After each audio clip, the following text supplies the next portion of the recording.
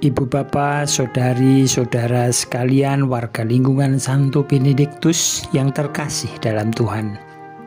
Selamat pagi, salam sehat, tetap semangat dan penuh sukacita.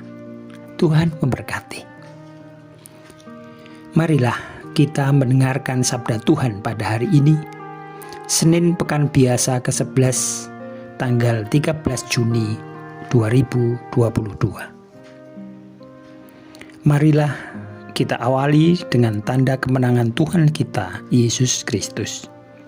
Dalam nama Bapa dan Putra dan Roh Kudus. Amin. Bacaan dari kitab pertama Raja-Raja. Nabot orang Yisrael mempunyai kebun anggur di Yisrael, di samping istana Ahab, Raja Samaria. Berkatalah Ahab kepada Nabot, "Berikanlah kepadaku kebun anggurmu itu, supaya kujadikan kebun sayur, sebab letaknya dekat rumahku.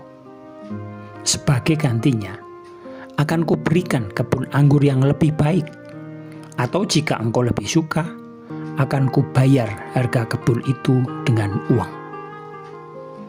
Jawab Nabot kepada Ahab, "Semoga Tuhan mencegah aku memberikan milik pusaka leluhurku kepadamu." Lalu masuklah Ahab ke dalam istananya dengan kesal hati. Ia gusar karena perkataan Nabot orang Yisrael itu, "Aku tidak akan memberikan milik pusaka leluhurku kepadamu." Maka berbaringlah raja di tempat tidurnya dan menelungkupkan mukanya. Ia tidak mau makan. Lalu datanglah Isabel istrinya dan berkata kepadanya, "Apa sebabnya hatimu kesal sehingga engkau tidak makan?" Lalu jawab Ahab kepadanya, "Sebab aku telah berkata kepada Nabot orang Israel itu, berikanlah kepadaku kebun anggurmu dengan bayaran uang, atau jika engkau lebih suka, aku akan memberikan kepadamu kebun anggur sebagai gantinya. Tetapi sautnya, tidak akan kuberikan kepadamu kebun anggurku itu." Kata Isabel istrinya kepadanya, "Bukankah engkau yang menjadi raja atas Israel? Bangunlah, makanlah, dan biarlah hatimu gembira. Aku akan memberikan kepadamu kebun anggur Nabot orang Israel itu."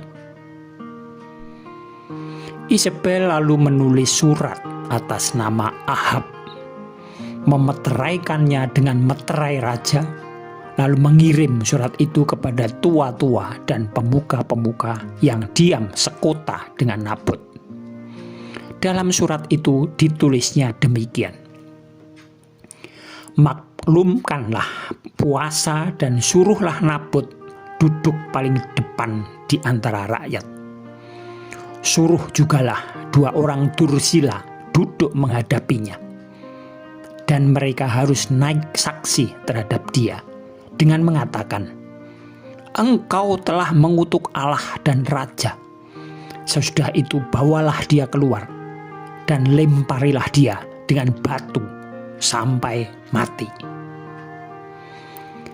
Para tua-tua dan pemuka yang tinggal sekota dengan Nabot melakukan seperti yang diperintahkan Isabel kepada mereka. Mereka memaklumkan puasa dan menyuruh Nabot duduk paling depan di antara rakyat. Kemudian datanglah 2 orang, yakni orang-orang Dursila itu, lalu duduk menghadapi Nabot. Orang-orang Dursila itu naik saksi terhadap Nabot di depan rakyat. Katanya, "Nabot telah mengutuk Allah dan raja." Sesudah itu mereka membawa Nabot keluar kota, lalu melempari dia dengan batu sampai mati. Kemudian mereka menyuruh orang kepada Isabel, "Nabot sudah dilempari sampai mati." Segera sesudah mendengar bahwa Nabot sudah dilempari sampai mati, berkatalah Isabel kepada Ahab, "Bangunlah, ambillah kebun anggur Nabot orang Israel itu menjadi milikmu. Karena Nabot yang menolak memberikannya kepadamu dengan bayaran uang sudah tidak hidup lagi. Ia sudah mati."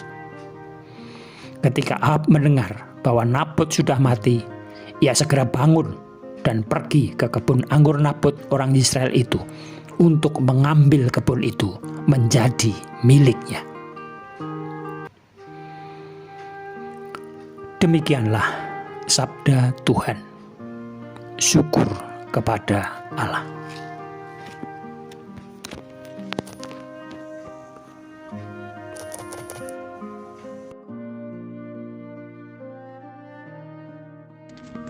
Bacaan Injil. Janganlah melawan orang yang berbuat jahat kepadamu. Inilah Injil suci menurut Matius. Dalam khotbah di bukit, Yesus berkata, "Kalian mendengar bahwa dahulu disabdakan mata ganti mata, gigi ganti gigi. Tetapi aku berkata kepadamu, janganlah kalian melawan orang yang berbuat jahat kepadamu. Sebaliknya, bila orang menampar pipi kananmu, berilah pipi kirimu. Bila orang hendak mengadukan engkau karena mengingini bajumu, serahkanlah juga jubahmu. Bila engkau dipaksa mengantarkan seseorang berjalan sejauh 1 mil, berjalanlah bersama dia sejauh 2 mil. Berikanlah kepada orang apa yang dimintanya, dan jangan menolak orang yang mau meminjam sesuatu daripadamu." Demikianlah Injil Tuhan. Terpujilah Kristus. Renungan diambil dari buku Ziarah Batin. Kasih menjadi landasan hidup bersama. Yesus menegaskan bahwa kasih itu harus juga menyapa lawan dan memperbarui hubungan yang gagal. Perjuangan mengamalkan kasih butuh pengorbanan. Kasih pada dasarnya adalah aktif pemberikan. Tetapi cara memberikan juga menjadi penting. Kasih tidak didasarkan pada pembalasan, apalagi pembalasan dalam kekerasan. Kekerasan hanya akan membuahkan dendam. Kasih sejati adalah usaha terus-menerus, tidak ada kata akhir. Setiap hari dan dimanapun kita dipanggil untuk mewujudkan kasih itu. Salah satu usaha yang mengungkapkan kasih itu adalah membawa damai atau berdamai.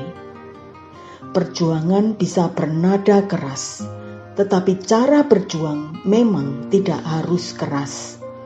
Semangat mendasar murid Yesus bukanlah mengusahakan kekerasan, melainkan perdamaian.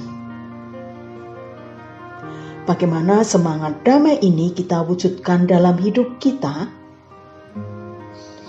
Marilah kita berdoa.